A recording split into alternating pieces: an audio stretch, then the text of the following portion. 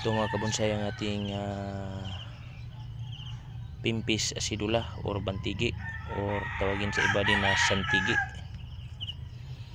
Ito ay nakadapa. Yan. Nakadapa yung kanyang katawan.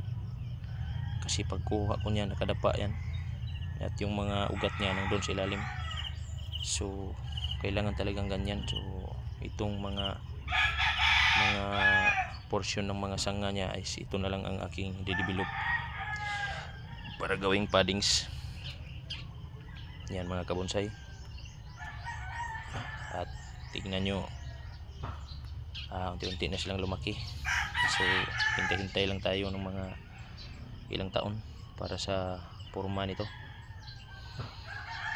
At maraming salamat sa panonood mga kabonsay. At kung nakita nyo itong video, paki-comment naman, paki-like and share.